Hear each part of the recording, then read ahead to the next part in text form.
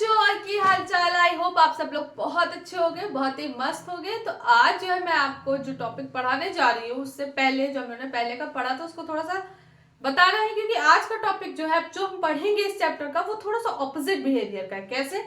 जैसे अभी तक हम लोगों ने विद्युत मोटर यानी कि इलेक्ट्रिक मोटर पढ़ा था, वो कैसे काम करता है, यानी कि अभी तक जो मैग्नेटिज्म चैप्टर चल रहा था इसमें जो चल रहा था magnetic effect of electric current, इसमें हम लोग ने ये पढ़ा था कि भाई क्या होता है कि जब कोई करंट कैरिंग वायर होता है वो जब मतलब चलता है, करंट उसमें फ्लो करती है तो वो मैग्नेटिक फील्ड को प्रोड्यूस करता है ना, मैग्नेटिक फील्ड प्रोड्यूस करता है। अब क्या ऐसा हो सकता है कि जैसे उसमें करंट वेरिएबल कर रहे थे, चेंज कर रहे थे, तो मैग्नेटिक फील्ड बढ़ती घटती चेंज होती रहती थी, मतलब होता था, प्रोड्यूस होती थी, मैग्नेटिक फील्ड प्रोड्यूस होती थी। क्या इसके ऑपोजिट, इसके विपरीत हो सकता है कि किसी हम मैग्नेटिक फील्ड को चेंज करें और करंट डेवलप तो करंट आ जाए उसमें? तो बिल्कुल हो सकता है, लेकिन कैसे होगा इसी को हमें पढ़ना। जैसे वहां पर एक एप्लीकेशन थी इलेक्ट्रिक मोटर की, यहाँ पर भी अब जो हम पढ़ेंगे उसकी एप्लीकेशन होगी जस्ट जनरेटर की। क्या जनरेटर होता है, कैसे होता है, उसको समझेंगे। ठीक है, तो चलिए देखते हैं। एक्चुअल में अब जो टॉपिक हमारा स्टार्ट होने वाला है वो बिहेवियर उसका थोड़ा सा जस्ट ऑपोजिट बिहेवियर है, और वही सब है जैसे वहां पे लेफ्ट हैंड रूल था, यहाँ पे राइट हैंड, सॉरी यहाँ इससे पहले मैंने राइट हैंड रूल पढ़ा था, तो अब हम लोग लेफ्ट हैंड रूल पढ़ेंगे और इसी में सारी चीजों को क्या करेंगे, जानेंगे। ठीक है, ठीक है ना। तो हम लोगों ने लेफ्ट हैंड रूल पढ़ा था ऑलरेडी, अब हम लोग राइट हैंड रूल को समझेंगे। ठीक है, क्या होता है उसको समझा जाएगा। तो अब चलिए यहाँ पे देखते हैं कि एक्चुअल में इलेक्ट्रोमैग्नेटिक इंडक्शन, जिसको हिंदी में बोलते हैं विद्युत चुंबकीय प्रेरण, क्या होता है इसको समझते हैं। तो अब क्या है, वी ऑलरेडी नो कि जब किसी करंट कैरिंग कंडक्टर वायर को जब करंट वैरी कराते हैं तो मैग्नेटिक फील्ड प्रोड्यूस होती है। क्या इसके ऑपोजिट अगर हम मैग्नेटिक फील्ड को वैरी करें, चेंज करें, इधर से उधर, ज्यादा करें, घटाए, कम करें, तो क्या ये इलेक्ट्रिक करंट को प्रोड्यूस करेगा, इंड्यूस करेगा, बनाएगा? तो बिल्कुल बेशक बनाएगा। और ये क्या होता है सुनिए। तो सिंपल सी बात है, होता क्या है, इसके रिवर्स का ये प्रोसेस है, यानी कि जो अभी तक पढ़ रहे थे उसका रिवर्स ऑपोजिट है, और बिल्कुल ये पॉसिबल है। होता क्या है सुनना। The protection of electric current in a coil when the rotation in magnetic field is called electromagnetic induction। electromagnetic induction का मतलब क्या है कि किसी भी सर्कुलर कॉइल जो है आपकी, वो जब रोटेट करने लगती है और उसमें करंट फ्लो करती है, ठीक है, तो क्या है, कैसे, जब इसको मैग्नेटिक फील्ड में रखते, तो यानी कि मैग्नेटिक फील्ड में क्या होता है, जब किसी कॉइल को रखा जाता है देन हाँ करंट फ्लो करेगी। तो यही सिंपल सी बात है, the production of electric current in a coil. एक कॉइल है, इसमें production of electric current, coil है भाई, बंद रहेगा पूरा कॉइल जैसा। So when it is rotated in the magnetic field, magnetic field में रोटेट, भाई मूवमेंट होगा किसी किसी का, चाहे चार्ज का मूवमेंट हो रहा हो, चाहे मैग्नेटिक फील्ड का मूवमेंट हो रहा हो, कोई ना कोई एक मूवमेंट जरूर करेगी। देन मूवमेंट जो होता है उसी को ही इलेक्ट्रोमैग्नेटिक इंडक्शन कहते हैं। ठीक है, क्लियर। अब क्या होगा, the induced current is found to be highest. अच्छा, जो भैया ये करंट बन रही है, इंड्यूस्ड हो रही है, बन रही है उस समय, ठीक है, प्रेरित धारा बोलते हैं, हिंदी में प्रेरित धारा बोलते हैं। तो ये जो इंड्यूस करंट है ये क्या होता है, ये जब भी हमारी मैग्नेटिक फील्ड के ये परपेंडिकुलर डायरेक्शन में होगी तब ये इंड्यूस करंट सबसे मैक्सिमम होती है। ठीक है ना, यानी कि भाई अब मैग्नेटिक फील्ड वेरी कर रही है तो इंड्यूस करंट भी तो घटेगी बढ़ेगी। तो इसका मतलब है जब वो मैग्नेटिक फील्ड लाइन से और आपका जो इंड्यूस करंट है अगर वो एक दूसरे के परपेंडिकुलर होंगी तब आपका ये मैक्सिमम होता है। तो सुनो यहीं पे, the induced current is found to be highest when the direction of motion of the coil is at the right angle of the magnetic field. यानी कि भाई कॉइल है, उसकी डायरेक्शन अगर मैग्नेटिक फील्ड की डायरेक्शन के परपेंडिकुलर है, 90 degree angle बना रहा है, तो इंड्यूस करंट जो होगी बच्चा वो मैक्सिमम होगी। ठीक है ना। अब कैसे होगी इसी को भी हम लोग आगे समझेंगे। ठीक है, अब इसमें सिंपल से बात करें तो ये जो इंड्यूस करंट था ये इलेक्ट्रोमैग्नेटिक इंडक्शन था, ये फिनोमिना 1831 में हमारा माइकल फैराडे ने दिया था। और इनकी भी अगर तुम हिस्ट्री जानोगे तो बहुत ही अलग है।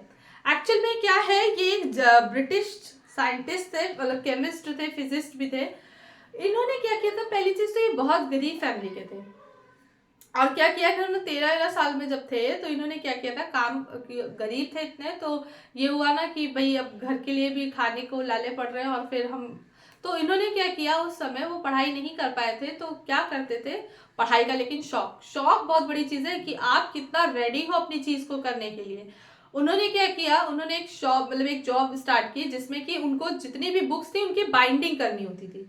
अब सुनना, उस बाइंडिंग के दौरान ही उन्हें पढ़ने का इतना शौक था कि उन्होंने तरह तरह की, सारी तरह की बुक्स जितनी भी मिलती थी वो बाइंड करते थे, वो पढ़ लेते थे, जितना पॉसिबल होता था वो पढ़ जाते थे सारा, ठीक है। और ये इससे क्या होने लगा कि इतनी छोटी सी एज में कैसे भी बुक्स आती थी, बड़ी छोटी, वो सारी नॉलेज गेन करते रह गए। और गेन करते करते उन्हें जो, उनका जो एक इंटरेस्ट था, कहते हैं ना कि आपको जो करना है वो आप पे ही डिपेंड करता है, आपको क्या आता है क्या नहीं आता है, ये इस बात पे डिपेंड करता है कि आप किस चीज में इंटरेस्ट ले रहे हो। जैसे बहुत लोग को मैथ्स वीक लगती है, वीक होती है, बट पहले ये तो सोचो, पहले से ही डर जाते हो, ठीक है। लॉ ऑफ रेडीनेस, रेडीनेस का मतलब जब तक आप किसी चीज को सीखने के लिए रेडी नहीं हो तब तक वो आपको नहीं आने वाली, चाहे कोई भी पढ़ा दे, चाहे हम पढ़ा दे, चाहे कोई भी पढ़ा दे, जब तक आप सीखने के लिए तैयार नहीं हो वो चीज आपको टफ लगनी ही लगनी है। जब आप एक बार सीखने के लिए तैयार हो गए, नहीं हमको तो अब सीखना ही सीखना है, तो कोई चीज नहीं, आपको कोई नहीं हरा सकता, ठीक है।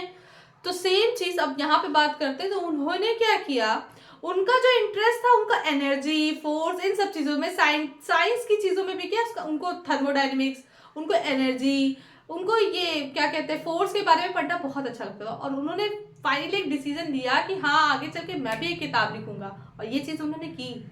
आगे गए जब, फिर क्या हुआ, जब धीरे धीरे उन्होंने बड़े हुए, उन्होंने चीजें समझी, और उन्होंने अपना जो रिसर्च था वो लिटरली एक्सपेरिमेंट करने की बात कहें तो उन्होंने जो है ये एनर्जी पे ही किया था।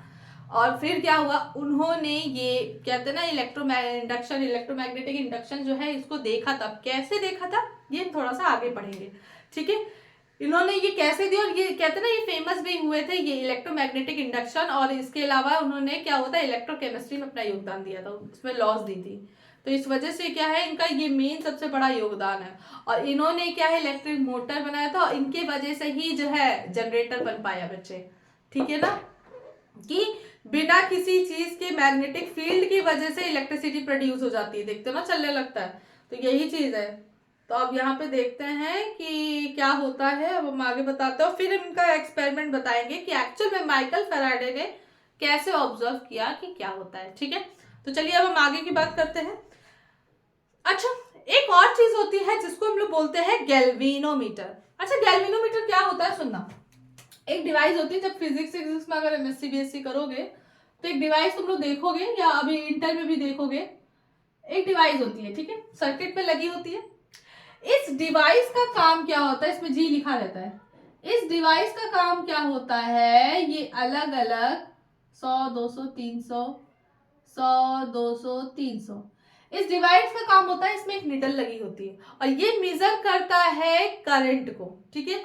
मतलब कि करंट का मतलब, मेजर का मतलब है ये एक ऐसा इंस्ट्रूमेंट होता है जो डिटेक्ट करता है करंट की प्रेजेंस को। करंट मतलब मेजर नहीं करता कितने एम्पियर की धारा बह रही, नहीं नहीं नहीं, वो तो एमीटर करता है, ठीक है, वो तो पढ़ा चुके हैं। ये एक्चुअल में डिटेक्ट करता है कि करंट की प्रेजेंस है सर्किट में या नहीं है, इसके अलावा उसकी डायरेक्शन को भी बताता है, ठीक है ना। तो इसमें एक निडल होती है, अगर उस किसी भी सर्किट पे याद रखना, इसको हमेशा गैल्वेनोमीटर को सीरीज में लगाया जाता है, इस गैल्वेनोमीटर को किसी भी परिपथ में सीरीज में लगाया जाता है, एकदम सीधा साधा जोड़ देते हैं, और जब उसमें करंट फ्लो होगी तो ये निडल बीच में, जब करंट नहीं फ्लो होती है तो ये बिल्कुल बीच में रहती है, जीरो पे। और ये इसके अलावा करंट की प्रेजेंस कैसे बताती है, जैसे ही सुई डिफ्लेक्ट होती है, इधर उधर हिलती है, तो वो करंट को बताती है कि भैया करंट आ गई है, हिलने डुलने लगा। दूसरी चीज, ये जिस डायरेक्शन में जाती है, ये उस डायरेक्शन में करंट को डिनोट करती कि करंट किस दिशा में बह रही है। तो इसका मतलब अगर धारा इधर से बह रही है तो ये निडल इस साइड पहुंच जाएगी, अगर धारा इस साइड से बह रही है तो ये करंट ये डिफ्लेक्शन की सुई जो है वो इस साइड हो जाएगी। तो बहुत बड़ा रोल है अपना गैल्वेनोमीटर का, ठीक है। तो चलिए अब आगे देखते हैं, गैल्वेनोमीटर भी अभी समझेंगे कि कैसे क्या हुआ था, माइकल फैराडे ने क्या किया था, ठीक है। लेकिन उससे पहले एक छोटी सी चीज है, उसको समझ ले। एक टॉपिक होता है जो कि यहाँ जरूरी है और काफी ज्यादा जरूरी है, क्यों अभी बताएंगे। एक्चुअल में चुंबकीय फ्लक्स एक होता है, ठीक है ना, जिसको हम लोग क्या कहते हैं, मैग्नेटिक फ्लक्स, क्या कहेंगे, चुंबकीय फ्लक्स, ठीक है, जिसको फाई से डिनोट करते हैं, इट्स नॉट अ थीटा, इसको फाई से डिनोट करते हैं, किससे, फाई, फाई, ठीक है, पाई नहीं है, फाई है, एफ लिखना भैया, एफ से लिखना, नहीं तो तुम लोग तो भैया क्या ही बताएं, फाई, ठीक है। अब सुनो होगा क्या, होता सिंपल सा ये है, एक्चुअल में किसी भी पर्टिकुलर एरिया पे, किसी भी पर्टिकुलर सरफेस एरिया पे कितनी number of magnetic field line, magnetic field lines तो जानते हो ना, जो लाइन्स होती है इमेजिनरी, कितनी पास हो रही है उस सरफेस एरिया से, उनके bunch of group of magnetic field lines को ही मैग्नेटिक फ्लक्स कहते हैं। इसका मतलब ये मेरा समझ लो एक सरफेस एरिया है, एक क्षेत्र है, ठीक है ना, क्षेत्रफल है, एक कार्ड, मान लो मेरा हाथ एक कार्डबोर्ड है, इसमें कितनी number of magnetic field lines are पार हो रही हैं, ठीक है ना, वो भी सब यूनिफॉर्म है, एक जैसे, ये नहीं कि एक इधर जा रही है, इधर जा रही है, एक छोटी एक पतली, नहीं, बराबर में यूनिफॉर्म में, यूनिफॉर्मली कितनी आर पार इससे हो रही हैं उतने इस, अब ये नहीं कि जो ऊपर जा रही है उससे मतलब नहीं, जो नीचे जा रही है उससे मतलब नहीं, जो इससे आर पार हो रही हैं उसके ग्रुप को ही हम लोग फ्लक्स कहते हैं। जैसे अब यहाँ पे क्या है सुनना, the total number of magnetic field lines passes through a perpendicular, perpendicular तो भाई बता रही, ये क्या 90 डिग्री एंगल बना रहा है, perpendicular the surface located in the uniform magnetic field, magnetic field uniform, it is called the magnetic flux।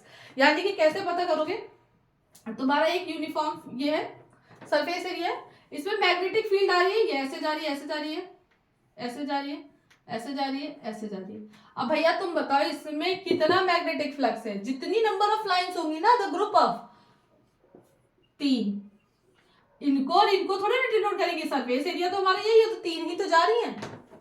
अब इसमें बताओ कितना है, 5 1, ठीक है, तो उस पर्टिकुलर सरफेस से कितनी मैग्नेटिक फ्लक्स लाइन पास हो रही है, पास आउट हो रही है, ठीक है ना, यूनिफॉर्मली मैग्नेटिक फील्ड में, उसी को ही हम लोग बोलते हैं मैग्नेटिक फ्लक्स। बहुत ध्यान से सुनना, ठीक है। अब सुनो होता क्या है इसमें, जैसे कि इट रिप्रेजेंट इसका फाई है, फाई ऐसे करके कर देना।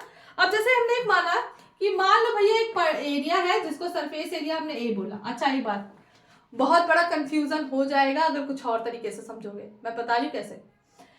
याद रखना कोई भी सरफेस एरिया है, वेक्टर पढ़ा नहीं है लेकिन तुम लोग को बता दे रहे हैं कि हम लोग जो मैग्नेटिक फील्ड लाइंस को समझते हैं फाई को, वो डिपेंड करती है एरिया वेक्टर पे। यानी कि ये तुम्हारा सरफेस है, इसका एरिया वेक्टर यहाँ होगा, क्योंकि जो भी सरफेस होता है उसका एरिया वेक्टर उसके परपेंडिकुलर निकलता है, इतना समझ लो बस।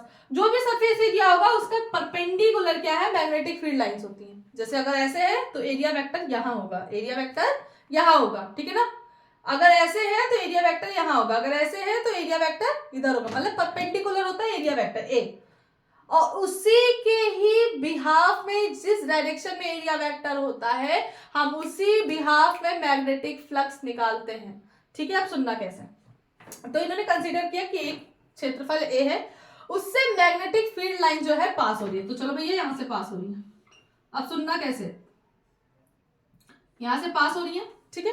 अब अगर यहाँ पे देखोगे बहुत सारी पास हो रही है, तो यहाँ पर जब पास हो रही है तो एक्चुअल में इसका फॉर्मूला आएगा phi is equals to B A. अब कैसे आएगा सुनना, B magnetic field lines, A area, ठीक है, तो इसका मतलब है मैग्नेटिक फील्ड लाइंस बी, मतलब किस पे डिपेंड करता है, मैग्नेटिक फील्ड पे, ठीक है ना, फाई, फाई किस पे, और एरिया पे। लेकिन ये इसका करेक्ट फॉर्मूला नहीं है, एक्चुअल में ये एक और चीज पे डिपेंड करता है जो होता है इसका थीटा। अब ये कैसे यहाँ पे आया है इसको बाद में भी देखेंगे, पहले अभी यहाँ देखते हैं। मान लो ये एरिया वेक्टर है, ठीक है, ये क्या है, कुछ ऐसा है रखा है, कैसे रखा हुआ, कुछ ऐसा है, ठीक है ना। अब इसमें मैग्नेटिक फील्ड लाइन ऐसे ना होके कैसे पास हो रही है, ठीक है। अब इसका जो है एरिया वेक्टर भैया वो तो सीधा ही रहेगा ना, वो तो परपेंडिकुलर ही होता है ना, बात समझो बच्चे, आप देखो गलती नहीं होगी अगर इस तरह से समझोगे। अब यहाँ पर क्या है, अगर देख रहे हो तो ये एरिया वेक्टर ये है भैया, अब यहां से ये यहां तक अगर देखोगे, या यहां से यहां तक का देखोगे, तो ये थीटा एंगल बना रहा है, कैसा एंगल बना रहा है, थीटा एंगल, ठीक है ना। यानी कि ये एरिया वेक्टर, या इधर से निकाल लो एरिया वेक्टर, वही परपेंडिकुलर है, कहीं से भी निकाल लो, उससे थीटा एंगल बना रहा है ये। तो अब फॉर्मूला क्या निकला, phi is equals to B A cos theta. Actual में ये यही होता है। अब ये कैसे सुनना, एक्चुअल में ये क्या होता है, दो सरफेस इसके होंगे, एक थीटा पे जो होगा वो कॉस होता है और इधर वाला क्या होता है साइन, ठीक है, और इधर वाला कॉस। अब इससे हमें कोई मतलब ही नहीं है क्योंकि यहां पर अगर देख रहे हो तो ये एरिया वेक्टर के क्या हो रहा है, बराबर जा रहा है, तो इससे तो कोई मतलब नहीं है। हमें कौन सा लेना है, कॉस थीटा वाला लेना है, ठीक है ना, क्योंकि इसमें हमें चीजें मिल जाएंगी, हमारा एंगल मिल जाएगा, हमारा ये भी आ रहा है, हमारा ये भी आ रहा है, ठीक है। तो हम क्या करेंगे, phi B A cos theta लेंगे। यहां पर भी कॉस थीटा था, लेकिन कौन सा थीटा था, सुनो, एरिया वेक्टर के परपेंडिकुलर है, सेम डायरेक्शन में जा रहा है, तो एंगल जीरो हो रहा है। जीरो का मतलब कॉस जीरो, कॉस जीरो की वैल्यू 1 होती है, इसलिए फॉर्मूला क्या आया, phi is equals to B A. बात समझ में आई, क्लियर हो गया, कोनो दिक्कत, कोई समस्या?